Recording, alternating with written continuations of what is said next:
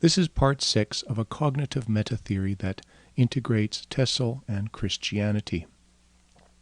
In the previous sections, we looked at the interplay between teacher thought and mercy thought. These two cognitive modules function emotionally. Mercy thought attaches emotions to experiences, and personal identity resides within mercy thought. Teacher thought attaches emotion to understanding. When there is order within complexity, when there is a simple explanation that ties everything together, then this produces positive teacher emotion. We have seen that the mercy mental networks of childish identity are flawed and need to be torn apart and reassembled. This is a painful process, and one cannot do it simply through willpower. It is too painful emotionally. Therefore, one has to gain a teacher understanding and form a teacher mental network, and holding on to that understanding makes it possible to endure the pain, the emotional pain of personal honesty. In this section, we will look at some TESOL examples that related to personal transformation. Third culture kids is analyzed by Pollock and others. They have the same combination, they exhibit the same combination, the cognitive combination that we have been discussing. On the one hand, a third culture kid experiences dislocated mercy mental networks in childhood. This is the definition given by Pollock. What happens is a child is taken out of one culture and placed within another culture. For example, from one school, say in Canada, and then going to another school, say in Brazil. When we looked at Piaget, we saw that the young child's mind is composed primarily of disconnected mercy mental networks. And so what happens is the set of mercy mental networks that were active in the one culture are no longer triggered in the new culture, or are triggered in a different way, and instead the child finds him or herself in a new environment with completely new mercy mental networks. What happens when you take a young person and put them into a different environment? Remember that mental networks want consistent input. Therefore, let's say the grade 2 student who is in a new classroom with students that have a different culture, the transplanted student will behave normally, and the other students will notice that this new child is strange. Strange is considered bad. Therefore, the new child will tend to be rejected or in some way put down, will not be accepted simply because he or she is different. And that's the way it works with mercy mental networks. That's simply the way they respond. One example is given in the book of a missionary child, an MK, being placed in a boarding school at the age of 6. Parents are gone, and she cries herself to sleep. She is suddenly in a totally new environment and has no way of knowing what is proper. MKs, missionary kids, are one type of third culture kids. There are also diplomatic children. There are children of corporate heads who go to different countries, and also military brats, children of soldiers. In all cases, the key thing is that the mercy mental networks became dislocated in childhood, leading to a fragmented sense of self. Combined with the mercy fragmentation is an unusual teacher integration. Generally speaking, most third culture kids are part of families that are under a what's called ascending organization. For example, the missionary kid is sent out by a missionary organization, typically. The military brat sent out by his parents sent out by the military, or sent out by a corporation, or a diplomat family, obviously sent out by a country. So this leads to a situation where there is an unusual level of order within complexity demanded of the child. For example, Pollock gives one example of a diplomat's child. The child did graffiti, and this incident with the child performing this unwanted action went on the file of the parent and affected the career of the parent. So that does not normally happen in a home country. Also, when one is in a foreign country, for example, I taught for several years at an international school in Korea. My housing was provided by the school. The school helped me with my medical, helped me to set up my utility bills, provided a lot of the social interaction. That's what it means to live under ascending organization. That does not normally happen when one is living in a home country. So, the third culture kid is an illustration of a higher level of teacher thought than normal, combined with a fragmented mercy side. And that is the type of combination that we are suggesting is part of the process of personal transformation. So let's see what happens to this type of person. Pollock says that there is uneven maturity and compares the core of the person, the emotional core, with the periphery. In the emotional core, this is the part that contains the painful experiences of personal dislocation. The TCK, or third culture kid, is less mature than average. While on the periphery, they are more mature than the average person. On the periphery, the child, the TCK, is able to travel easily, can cross cultures, and feels confident in situations that the average person would not know how to handle. Whereas in the core, there is this personal interaction where the development of the third culture kid has been stunted. In the core, what happens is we are looking more at Habermas' first stage, where emotions are inhibiting perceiver thought. So the TCK finds it difficult to think about childhood experiences, about this emotional trauma, this hurt. That's because the emotions are overwhelming perceiver thought.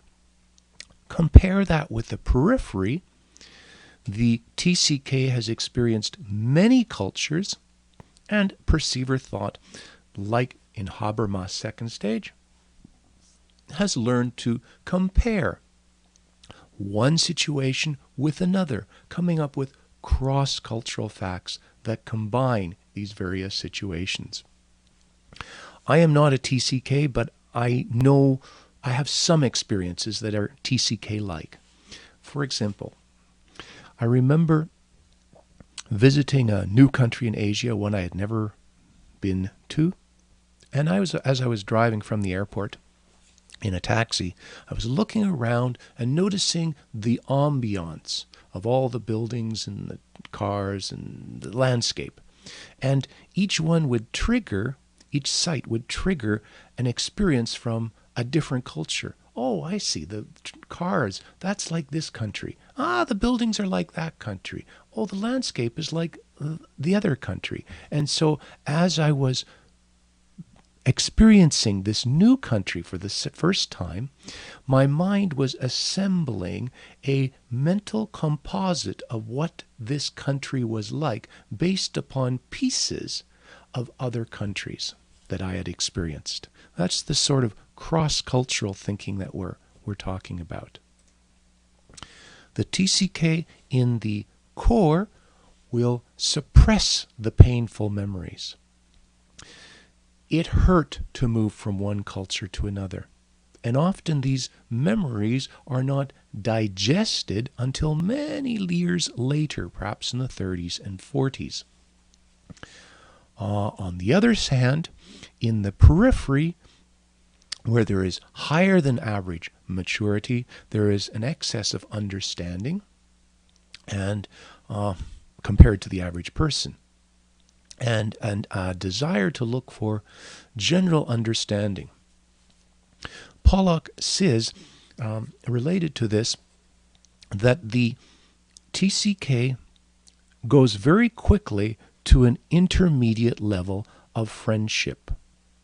So friendship, there's one goes through various stages of friendship, through starting with external pleasantries, going through casual acquaintance, and then finally to a deep friendship where one shares core issues.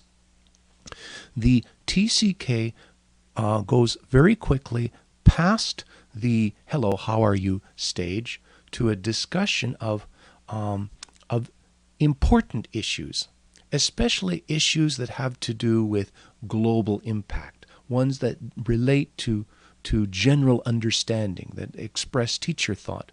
However, while the TCK goes very quickly to that intermediate level of friendship, there is usually a block, and the TCK will resist going to past that intermediate level to the core level of friendship where core emotional memories are being shared.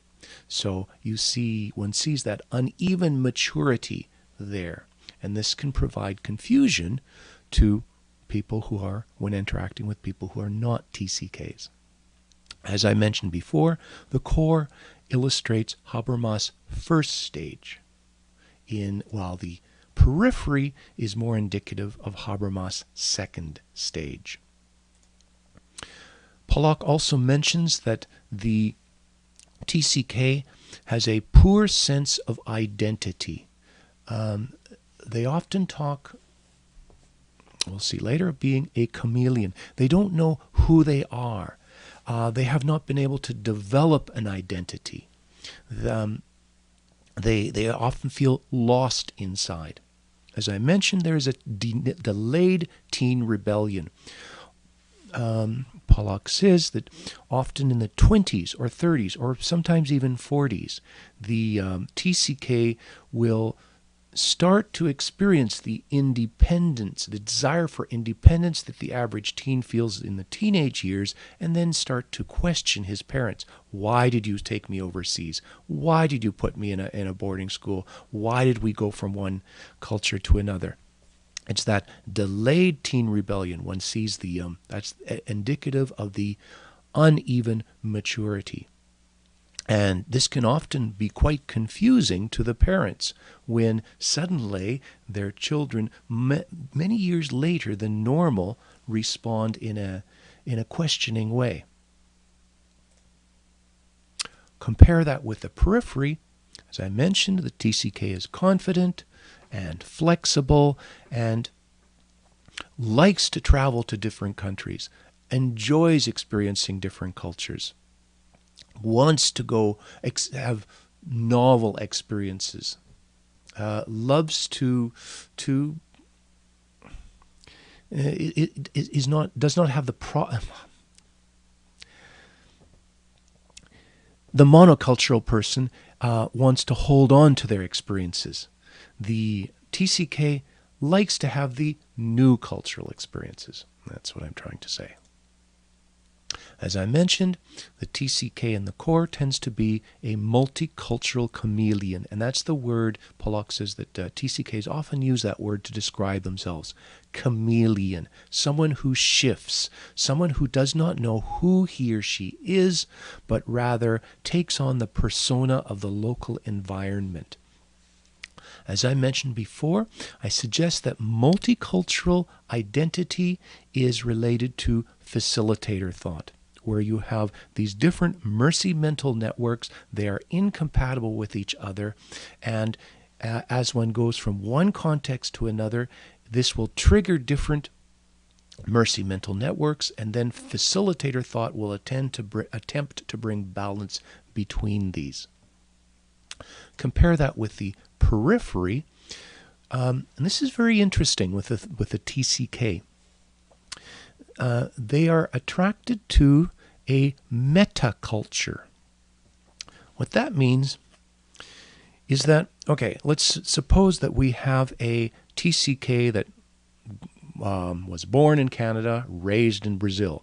That TCK will find himself more attracted to another TCK, let's say from Germany, who grew up in Rwanda, than to either a Canadian or a Brazilian.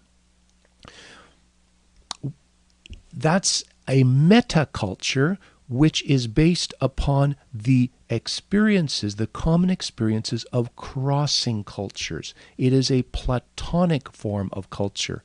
It is a culture that does not exist anywhere, but rather is a combination of existing cultures. And TCKs will often say, for example, I know for myself, when people ask me, what country would you like to live in?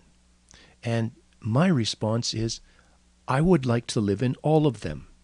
I don't want to live in any specific country because no specific country is perfect. Rather, a perfect country would combine this element from this country with that element from that country and that other element from the other country.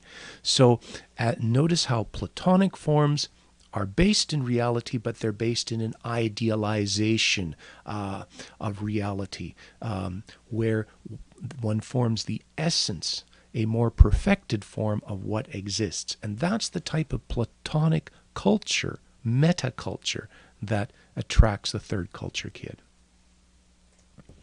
And one can see the focus upon teacher understanding, the desire for teacher understanding in the education of the TCK. According to a survey done in '93, TCKs are 4 times as likely as the average American to earn at least a bachelor's degree.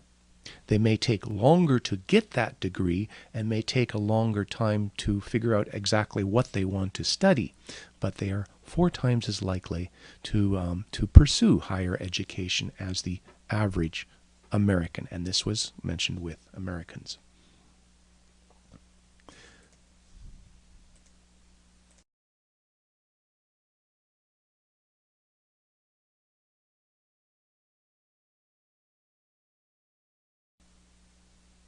Now, we have described the third culture kid, the TCK. Let us now look at how one would interpret this description. I suggest that one can look at it in one of 3 ways. One way is to adopt the attitude of Fairclough with his language and power, and to attempt to understand the external situation. Another attitude would be to adopt the attitude taken by the approach of Pollock, who attempts to understand what is happening internally within the mind of the child. Notice, okay, and then the approach that mental symmetry suggests is to use understanding to attempt to transform personal identity. Notice how the arrow has shifted from going up in not just building understanding, but using understanding. In other words, going beyond Piaget's concrete operational stage to his formal operational stage. So these are the three different attitudes. Let us look at them now in more detail. First of all, taking the attitude of Fairclough. Fairclough interprets, the earlier Fairclough interprets speech and understanding and culture in terms of power groups, in terms of various mercy mental networks based in people and culture attempting to impose themselves upon the environment. So, if you look at the environment of the child, he experienced major cultural power struggles. He had the mercy mental networks of one culture, and then he was taken out of that culture, placed in another culture, and the mental networks within his mind had to struggle with the mental networks of his new environment. And that struggle became internalized. And so the TCK finds himself battling inside between various cultural identities, internally experiencing the power struggles that Fairclough talks about. For example, Pollock talks about one student, I think it was, anyway, had a combination of British and Argentinian experience, and he was in school in Argentina during the Falklands,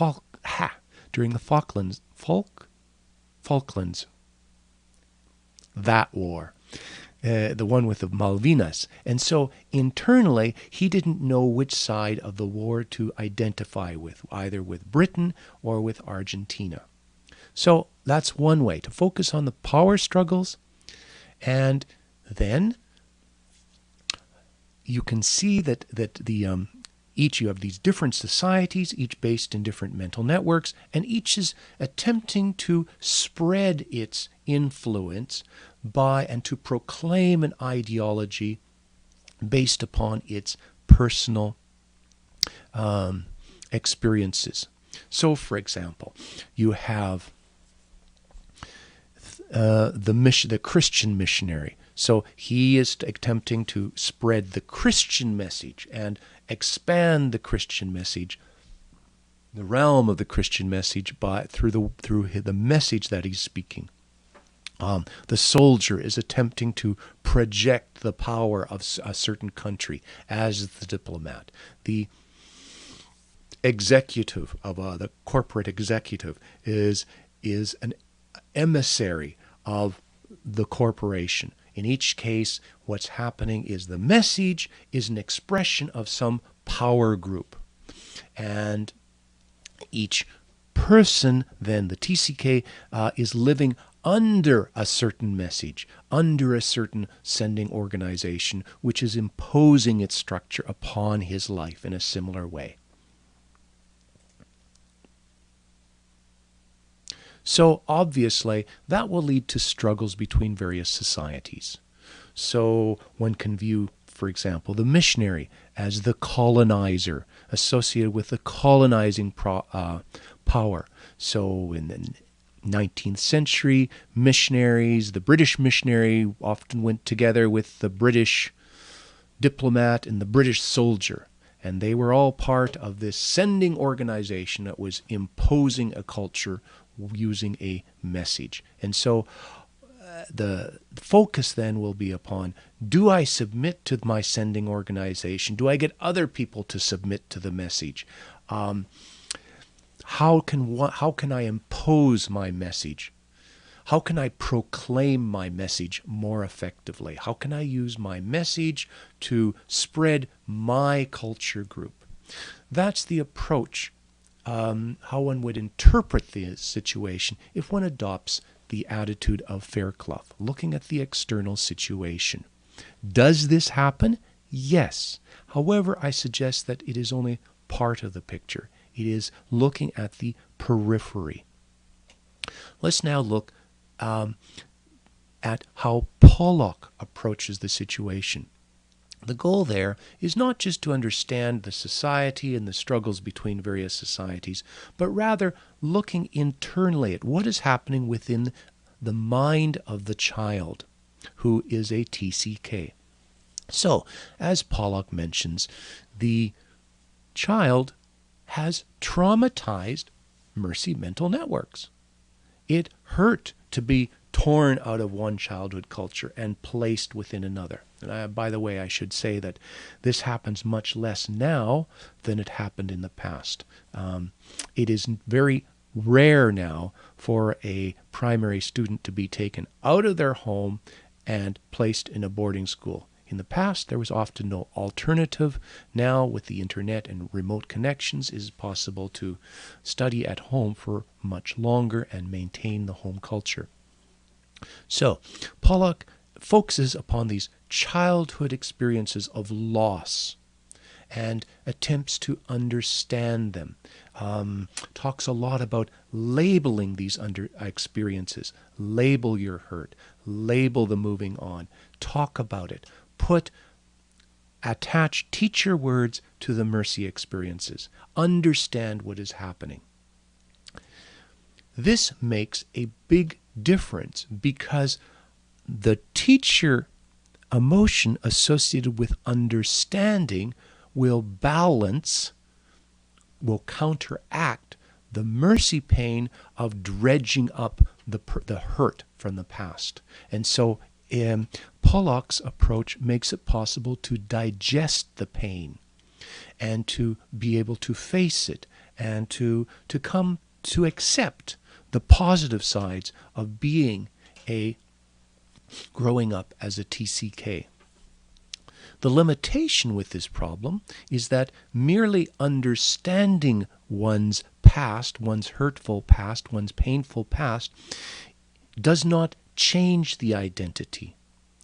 Understanding has been added to the experience, but understanding is not changing the experience. The experience is still the source. It is still the basis upon which understanding has been built. You notice here, this compares to Piaget's concrete operational stage, where it is possible to use abstract thought, but abstract thought is still dependent upon concrete thought. So, looking at the TCK, several symptoms emerge if one merely understands the internal situation. The TCK, the third cultured kid, turns into an adult TCK. That's the term that Pollock uses.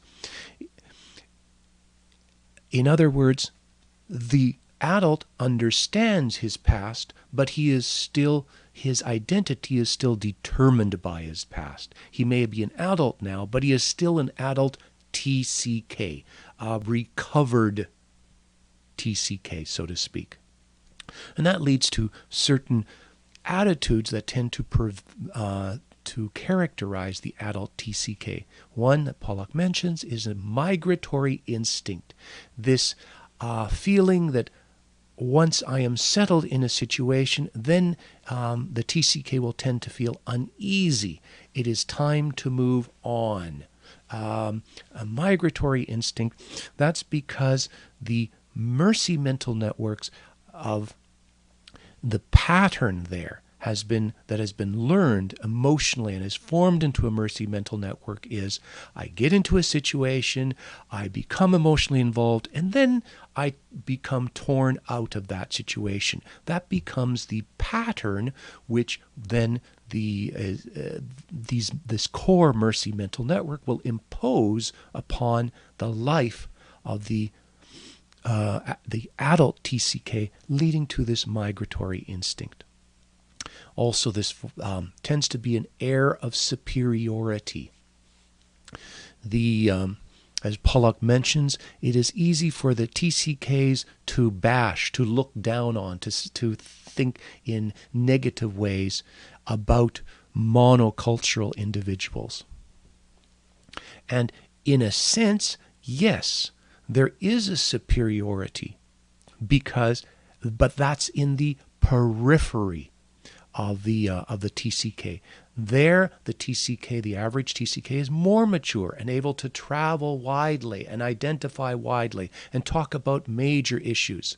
However, it is also this feeling of there is an inadequacy, as we saw in the core of the TCK, because that has not been transformed. It has been the monocultural identity has been torn apart, but this has not been transformed into a new identity at the core of being, and that's where we have the lack of identity.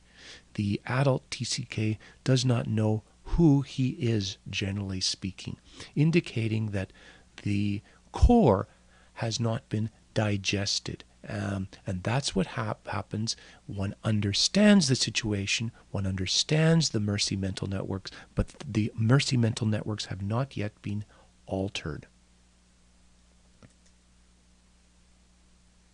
The key question here is, how did proclaiming a message affect me? So this is a question that can often trouble, and Pollock mentions this, trouble the missionary kid. So you have the parents, they went out, they gave up everything, they traveled halfway around the world in order to spread the gospel message, to talk about and preach about Christianity. And then their children followed them, supported them, and then 20 years later their children come to them and suddenly vent emotionally and say, "Why did you do this? You didn't care about me. You were so busy saving everyone else. What about me?" And Pollock is trying to understand that situation. How did proclaiming this message affect me? And this question needs to be asked. However, I suggest that one needs to go one step further. What Pollock says is very significant. However, I suggest that there is still a further step that can be taken, which is using understanding to transform personal identity, not just to understand it, but to change it. And that's where the arrow changes from going up, from mercy to teacher, to going down, from teacher to mercy. Using religious language, instead of forming a concept of God in my image, I use a concept of a universal God to change my personal identity. So, let's look at it now from a perspective of personal transformation. As I mentioned, if one looks at the periphery of the third culture kid, one notices that they are more mature than the average. They are an example of, as Pollock says, of the average 21st century citizen that has traveled widely. And what happened? Understanding, teacher mental networks, the sending organization, all of that helped to transform the peripheral mercy mental networks. So there, the TCK is following, has a metaculture, is following, pursuing understanding, and enjoys many cultures. So why not extend that peripheral maturity to the core of mental networks, to the core of identity? Notice the arrow getting bigger. And that is the approach that mental symmetry is trying to suggest, and that is how I would interpret the whole path of Christianity. We will look at that in the next section. So what does that mean to extend to the core? The peripheral maturity, it means acquiring cross-cultural facts about people and identity. How are my experiences similar to the experiences of other people? What is truth that applies to every person? We all go through the same process of personal transformation. We all are subject to similar cognitive mechanisms. Where is that? What is similar there? What are facts that cover everything? And again, following a cross-cultural metaculture by means of Platonic forms. The TCK in the periphery has a metaculture because they are attracted to other TCKs regardless of the specific cultures that are involved. Extend that to the internal. And here one is reminded of the faith chapter in Hebrews, where it says that those who were following God were looking for a better city, one whose maker, one that was built and constructed by God, one that comes from the unseen. So there we have an example being described in Hebrews of pursuing a metaculture that is based in Platonic forms, one that comes from teacher understanding, transforming the mercy and providing something bigger.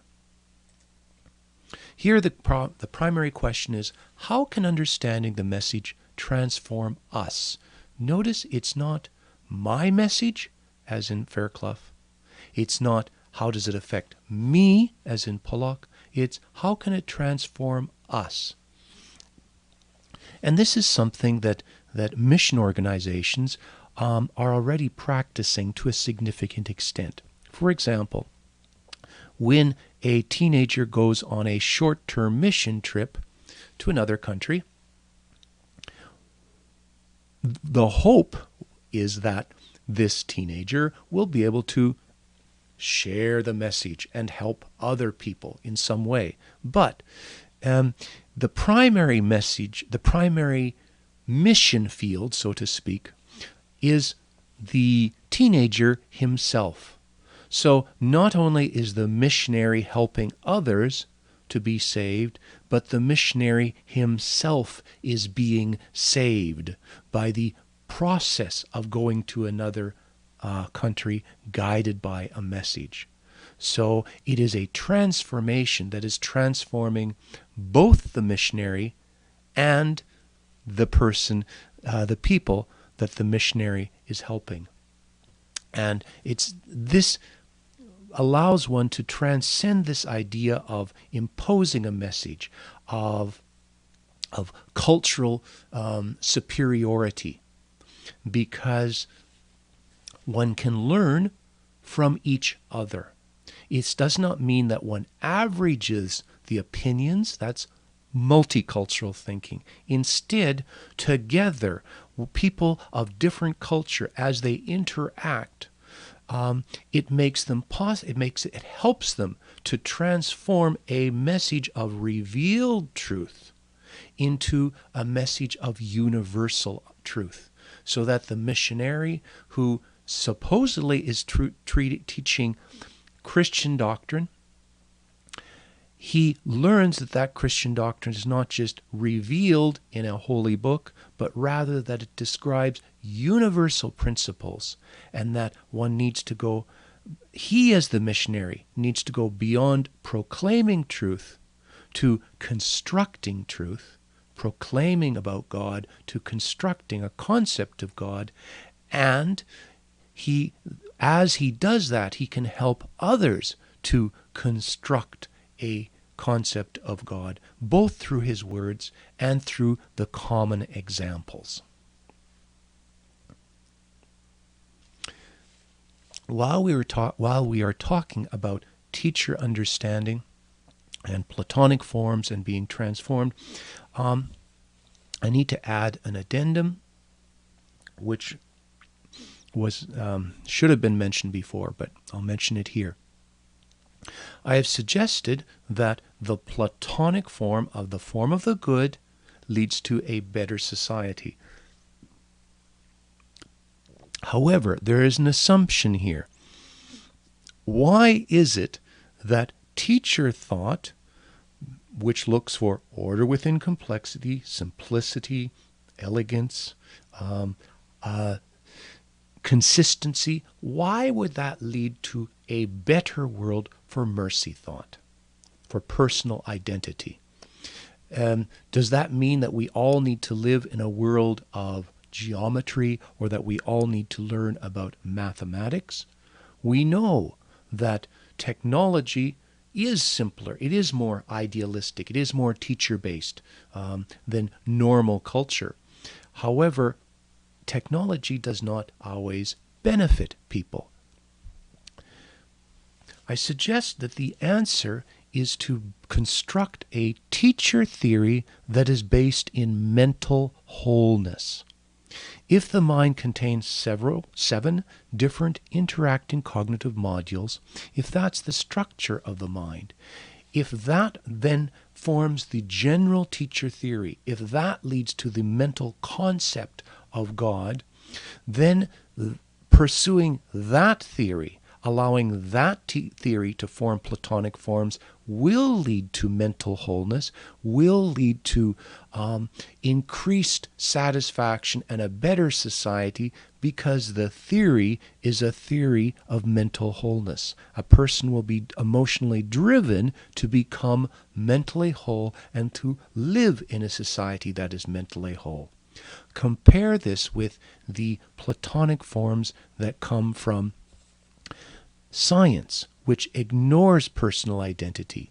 This also transforms the world, but it leads to a mechanistic world in which people are cogs in a wheel, in which the goal is it's a consumer society in which people have more things, but people themselves are not transformed.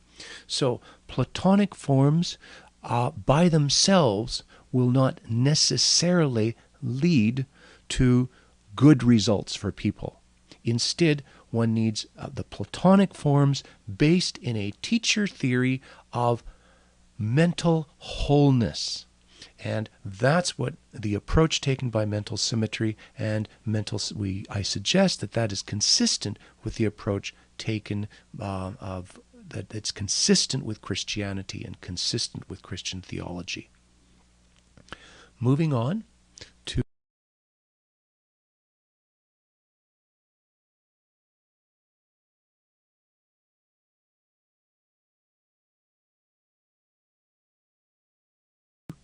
another example in linguistics of a relationship between mercy thought and teacher thought.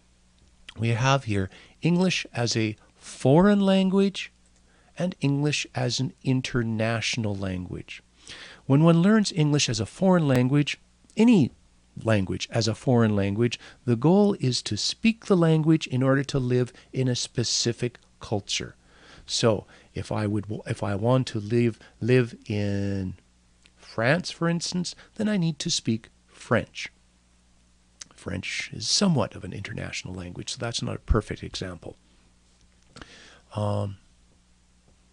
But you notice the language, one learns a language in order to live in a specific place associated with a specific culture.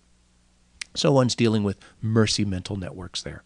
And in order to live in the new culture, that means that one is letting go of one set of mercy mental networks, the old culture, and adopting a new set of mercy mental networks, the new culture, the C2 culture.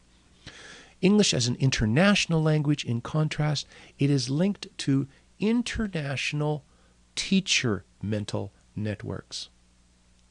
The goal here is to become part of the international society. One is learning English not to move necessarily to Britain or to US or any of the inner circle countries. Rather, one is learning in order to communicate between different people, between different cultures, so that English, for example, is used in Europe as an international language, independent of culture. So a Spaniard and a German will communicate using English because that's an international language. Matsuda talks about this this whole concept of whether it's possible, how one does it, what are the implications of it. And we'll look at this here. Obviously, if one is teaching English as a foreign language, the goal is to speak with a native accent. So accent is related to mercy thought. One wants to sound like a local and not like an immigrant. So the goal will be upon accent reduction. In contrast, it's teaching English as an international language. The goal there is not to sound like a certain Mercy mental network, to emulate the accent of a certain Mercy mental network, but rather to encourage teacher thought. Teacher thought looks for order within complexity. The goal there is to be able to communicate. The emphasis will be on intelligibility. How can one talk in such a way that the most people will be able to understand what is being said? Obviously, when one is teaching English as a foreign language, the goal will be to teach and learn local idioms. How does one say things in a specific culture? These are ways of speaking that are not independent of culture, that are dependent. This is how a Canadian talks, or this is how an American talks, the local idioms. In contrast, teaching English as an international language will attempt to get rid of these idiosyncrasies and to focus upon language that can be understood in everywhere. So instead of using idioms, there will be a minimizing of idioms. Obviously, again, teaching English as a foreign language, the goal is to embrace the local culture. So if a foreigner is an immigrant to Canada, how can one become part of the Canadian culture? Whereas when one learns English as an international language, it is not associated with any specific culture. However, there is an international meta-culture that is associated with understanding, with academia, with business, with communications. The goal is to communicate between cultures. For example, it's interesting to note that most of the top universities in the world, according to the standard ranking, are within the 5 inner circle English-speaking countries. Again, this does not mean that the English culture is superior. It simply means that English has become associated and with higher learning. The point being that it is possible to separate these two, to look for an international culture, a meta-culture, rather than any specific culture. English as a foreign language, one will balance between the home culture and the immigrant culture. One becomes multicultural. I'm this, and I switch between one culture and another as I go from one place to another. English as an international language, goal is to become cross-cultural, so that one follows a meta-culture that integrates many different cultures and that bridges many different cultures. The goal is not to stop being one culture, but rather to be able to bridge, to know perceiver facts, commonality that crosses many cultures. For English as a foreign language, the exemplar, comes from the inner circle countries. So one wants native speakers from Canada or from Britain, from Australia. And that they set the standard, one follows that standard. However, English as an international language, the goal is to pursue not a specific country, but rather to pursue utopia, a place that combines idealizes many different specific countries, takes the best from each country, puts it together in a way that doesn't exist anywhere, and yet provides the goal, the ideal self, so to speak, that then everyone in their specific country and their specific culture attempts to realize and to make their specific culture more like the utopian ideal culture. So it's a meta-culture rather than a specific culture. For example, instead of going to America to become rich and follow the American dream. One pursues the American dream independent of America. And one sees that America is not equated with the American dream, that there is this Platonic form of the American dream where through diligence and through learning, one can pursue opportunities in order to get ahead. That's the American dream.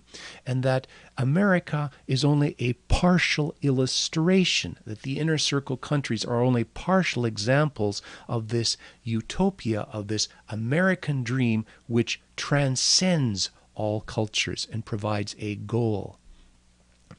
That way, if the inner circle countries fall short of this utopian goal, then one holds on to the goal. One continues to pursue the American dream, even if America has abandoned or no longer makes it easy to follow the American dream. The utopia becomes disconnected from any specific country, any specific society, and becomes this international goal that everyone is attempting to pursue. With English as a foreign language, the goal is to adopt a new identity. I am no longer Brazilian, I am now Canadian. As I mentioned, the goal with EIL, English as an international language, is to gain an ideal self with this utopia based in a universal understanding with Platonic forms, and have that as the guide that then that produces an ideal self that guides the actual self which lives in this specific country or that specific country. Kumarava Divalu makes the comment that made the comment in one book that L2 learners naturally view English as an international language of communication that is separate from local language and culture. In other words, the Turkish person or the Indian person naturally doesn't confuse English language with local culture. He sees English as something that is separate from local culture, something that is used to communicate internationally, and that it's natural, mentally natural, to disconnect these two. And that's where we're back to the question that I'm suggested at the end of looking at Fairclough. Fairclough saying that mercy mental networks of power and culture determine teacher mental networks of understanding, and that when there is the appearance of a universality, then this indicates that that's simply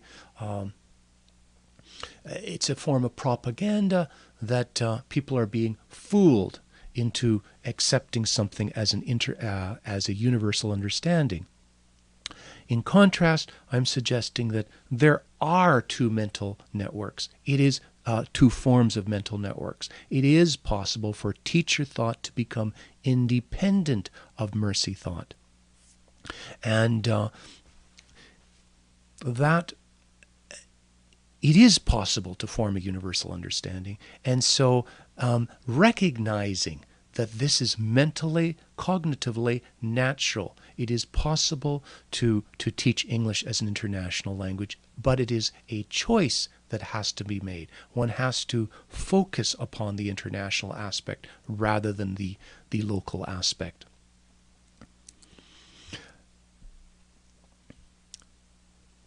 One final thing, and we will look at this more in the next slide. Someone growing up, let's say someone growing up in the inner circle country, for them the English is a local language. Therefore, it is the native English speaker who tends to confuse English with local language and culture, because English is the language of his local culture. So while the foreigner knows the difference often, usually, between, and this is what Kumarava Divalu says, knows the difference between English as an international language and his local culture. It is the native English speaker who tends to confuse the two and needs to realize that the two are separate. And so it is the English native speaker who often gets confused about this difference and worries about the difference between EIL and EFL more than the student who is coming in to learn English as an international language.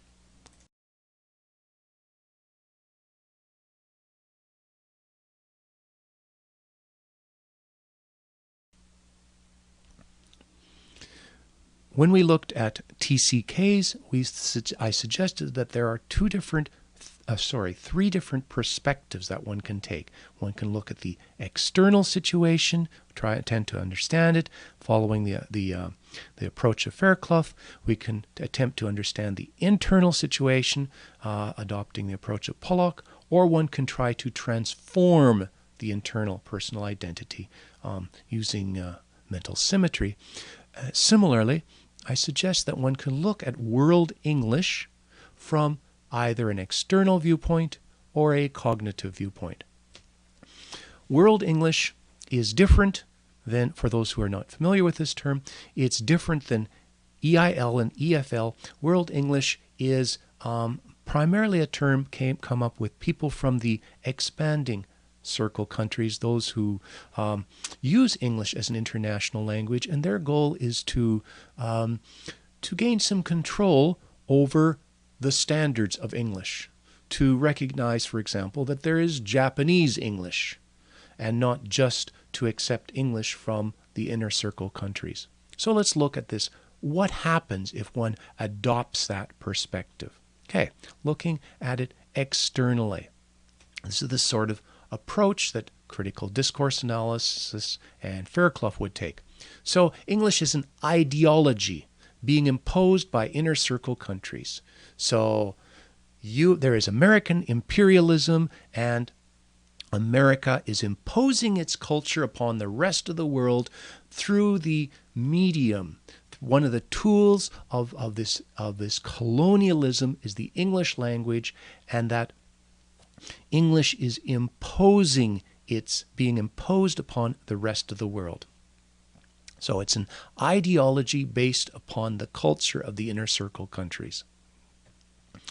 And this type of attitude will look at the inner circle native speaker and say, that person has a linguistic advantage. He speaks like a native. He speaks fluidly. He has a native accent. He does not speak haltingly. He is fluent. He's not an obvious immigrant. So the goal will then be to try to either to emulate the inner circle speaker, or else to rebel against that and say, we don't want to submit to their correct form of English. Instead, we need to redefine correct English so that we don't feel guilty. Sharifian emphasizes this feeling of guilt, that he says that it's very strong in the typical expanding circle non-native speaker, because there's this feeling of inferiority.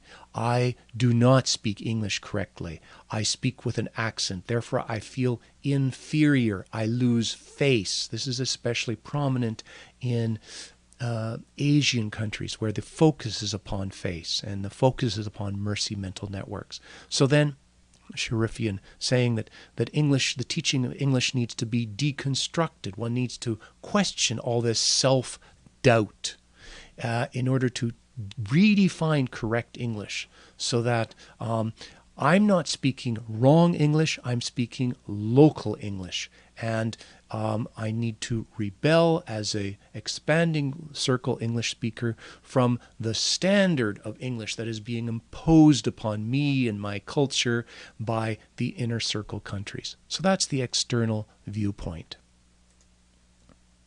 Now let's look at a cognitive viewpoint as the sort of approach we have been trying to take with mental symmetry. The key here is to realize that there are two forms of mental networks. There are teacher mental networks based in understanding, and there are cultural mental networks based in experiences. And that it is possible, as Kumaravadevalu says, to distinguish these two, to recognize that international culture, international understanding, international communication is not the same as the local language and the local culture, and that one wants to bridge different cultures, and English happens to be the language that has acquired this function. Again, by distinguishing the inner circle culture from the metaculture of the utopian international society, one recognizes that the inner circle countries are only partial examples of this ideal that everyone is attempting to pursue. So the goal is to separate teacher thought from mercy thought, and to view English as a means, as a tool of pursuing this international society. Here, it is the non-native speaker that has a cognitive advantage. If one looks externally, the inner circle English speaker obviously speaks English better. He speaks with a native accent. He has the linguistic advantage. However, if one looks cognitively, then the native speaker has the disadvantage of growing up with English. He connects English with his local culture. And therefore, in order to think internationally, in order to actually pursue the American dream and not simply fall into the American culture, he needs to learn how to distinguish the English as a language, as an international language, from English, which is his own cultural language. He needs to learn how to think cross-culturally. Here, it is the non-native speaker who has the cognitive advantage. For instance, as an English speaker, when one goes into many other countries, it's very difficult to learn another language because everybody speaks some English, and so the default will be to continue speaking English. Whereas the non-native English speaker, he is forced to learn English because he cannot, he does not have he's not born into the international language. The situation is similar to a person who is born rich. Yes, he has an advantage, but he also, it can be a weakness because he does not learn how to create wealth. He does not learn how to work hard. The tendency is for him to, he has a cognitive disadvantage. So, looking at the inner circle countries, the challenge for them is to separate English from their cultural mercy mental networks so that they can develop cross-cultural thinking. And the non-native speaker, he naturally develops cross-cultural thinking because just by learning English in order to communicate, he is developing a form of cross-cultural thinking, just as the TCK is naturally more mature in the periphery. The challenge then is to extend that natural cognitive advantage to the core, as with the TCK. Now, what happens if one adopts the approach taken by World English and focuses upon the external and says, we need to get rid of feelings of inferiority and guilt as non-native speakers, and when we need to gain control of English and be able to define our own version of English. What that happens then is that will remove the cognitive advantage of the non-native speaker, because instead of focusing upon the international thinking guided by teacher thought, the focus is upon culture. And so the non-native speaker is then descending cognitively to the monocultural thinking of the native speaker, the natural thinking of the native speaker. So instead of taking advantage of the cognitive advantage, this trying to get rid of the feeling of guilt actually removes the cognitive advantage that the non-native speaker has. In addition, it deconstructs English as an international language. Obviously, if every country forms its own dialect of English, then there will no longer be any need to learn English or any desire to learn English, because English will no longer be an international language. So it actually cuts off the branch on which one is sitting. In contrast, if the non-native speaker and the native speaker focus upon the cognitive advantage, upon learning how to think internationally, how to think cross-culturally, then that will empower the non-native speaker. Yes, the non-native speaker may still speak with a poor accent, may still have problems with fluidness and fluency. However, the non-native speaker will realize that he may have problems in speaking, but he has an advantage in thinking. There is a reason, probably, why most grad students in North American universities are foreigners now. The average native English speaker does not experience the desire to pursue higher education as the non-native speaker. And so this already happened when I was going through engineering in the 1980s, doing my master's in engineering. Most of the profs and most of the students were from other cultures and not Canadians. And that continues now. So that by focusing upon that, one can empower the non-native speaker and one can transcend local culture. So one writer gives an example of she was a non-native English speaker in Japan. She realized that she felt inferior about teaching English, but then she realized that she had some advantages. She knew the grammar better than most of the native speakers, native language speakers, and she was better at teaching the language, to bridging the culture between English and the local, the non-native learner. So there are advantages and disadvantages.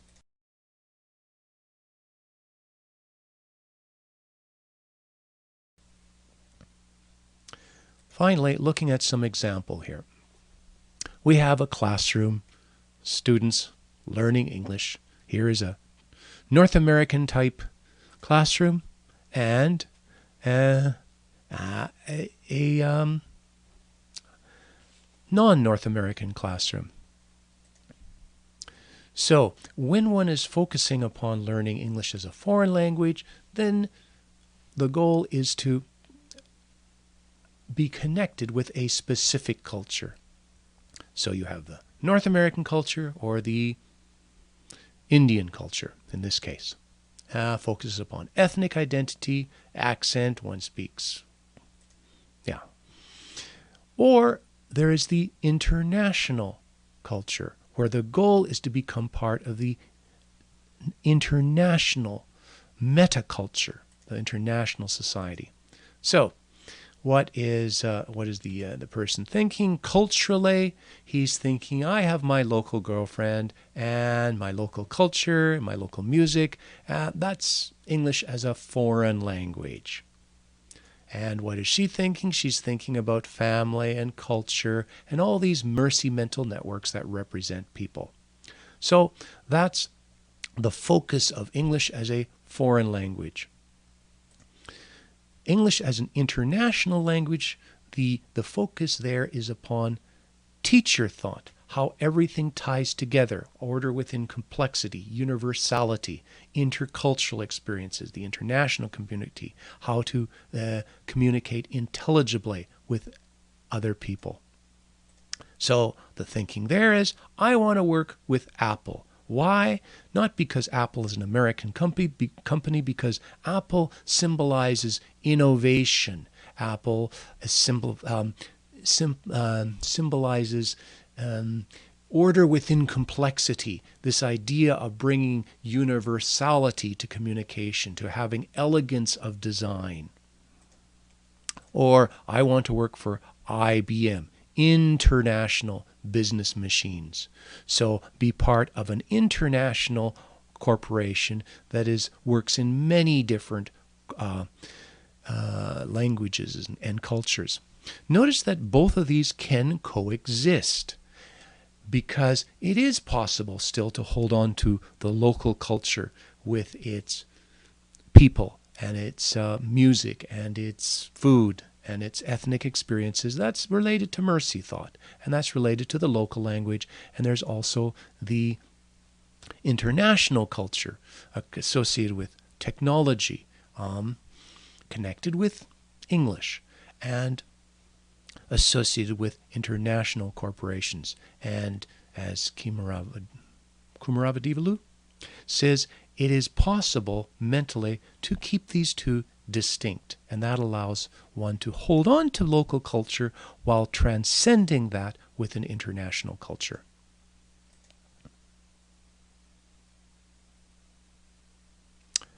So that is the